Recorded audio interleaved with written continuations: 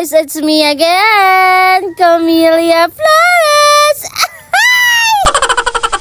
So for today's video, pupunta nga kami ng lawang kay Papa Injection ang kumantong kapatid ko. Pero bago ang lahat, mag-toothbrush ka muna sa baba mo para pag pumunta ka man ng lawang, hindi mabaho ang baba mo tapos puti-puti man yung baba mo. Kaya pag ang tango mo yelo, ay nakakahiya yan. Tapos kung nga ni mag-toothbrush ang baba ko ay naghud-hud na ako dito ng Hikari Skin para nga ni maganda man ang pagbumuka ko na yan.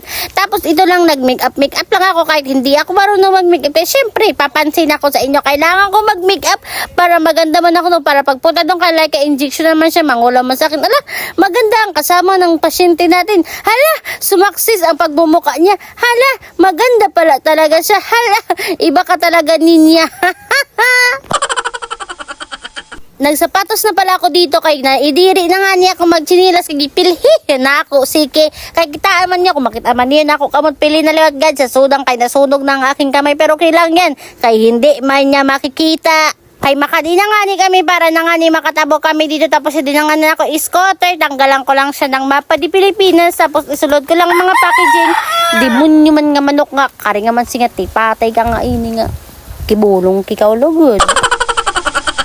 Sila ka na nga ni nagkabot sa camera kay nag-drive naman ako. Tapos tikadi na nga niya sa pantalan para na nga ni makadoong tapos makasakay. Tapos pag sumakay na kami, syempre maanday na kami. Hindi na nga din nagyan sa pantalan kitaan niya. Maganda gadidi pero kay syempre may questioning others to you. Tapos adi na nga yung maupay lamayo na din gimbot nga kuhanan sa scooter pero kay katong ala talaga siya hindi man siya nadadiretso paghubas.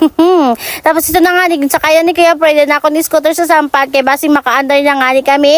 Adi man na ako bagto nga pasasuhayon kita ay gintakob kalugod sa ayam kay di ka na mamatig sugad kay ikaw ay pag nilalagay base wara ka masuol waray kay di man na mamati nananimo-nimot ngan gingkagat ka sa ayam tapos hindi mo pa ma-finding dine sa restaurant ang ayam kung kanino yan ayam kaya ngayon questionable kung kaninong ayam ang gintakob sa'yo makalalangot ka. Wow, si madam pala ito, wow, si madaming problema sa buhay.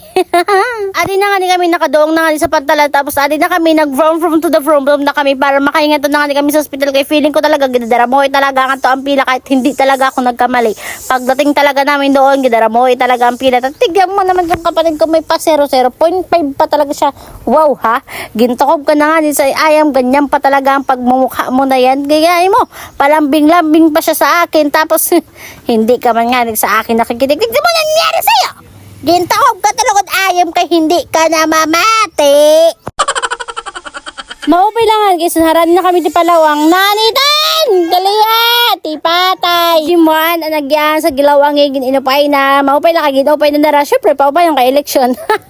Charot! Maupay lang kaginupay niya nagyan para maging mabaysay na kay talaga kay bis in lubak-lubak talaga ang northern summer na yan. Adi na nga kami sa ospital at talaga hindi ako nagsala. Madaming pila kaya ito. Nag-grocery muna kami kahit stress na kami dito. Kailangan namin mag-grocery kay wala na kami stock sa bahay. So, kadarama pa man ng pila nga doon sa ospital, tumabok muna kami papuntang Rawis. Kailangan namin tumabok kay may panganak ay may deliver ng mga items. Tapos inanganay tumabok na ang sampan sa dagat papuntang Rawis. Kung saan ang Rawis papatungo kung saan ka pupuntang Dilivyo.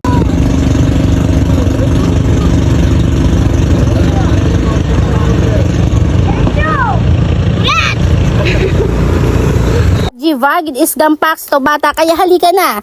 Tika doon na nga ni kami ngayon sa pambuang kay kailangan na mo kantahan si Topper tapos ini nga ni ay tumuko muna ako dito sa kayo kay kikapaso kailangan ko maghanap ng mga jacket ng mga shirt kay waray na nga niyak mga shirt tapos mga everything kay nahibili na mo sa Manila tapos tigdan mo makikita mo ang arom kung saan ang arom ay dilove you na tatapo sa'yo. Buti na lang kahit sa tika doon talaga kami sa pambuhan na hindi kami naabtan ng arom kay kung naabtan kami ng arom patay ka.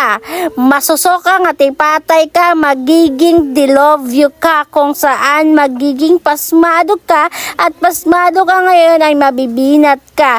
Pag nabinat ka, may damo ang masuol mo. Nga niya deliver nga da sa Borabod, skincare siya. Kaya syempre maraming nag-order sa atin, buti na lang kahit madaming na sold out na yan. Tapos hindi na nga ni pakalampas naman sa Borabod ay talaga ipapunta na kami sa Kamparanga. Pagkatapos ng Kamparanga matatapo muna ang fambuhan. Hi! Tapos adi na nga ni si Topar, mag-grow na kami dito. Tapos dito na kinuha namin ulit si Laika. Kailangan na namin makauli kasi kailangan pa ni Laika magpa-injection. Hindi ko na video lahat. Tapos adi na nga ni, di ba, sinakay na kami sa sampan ulit.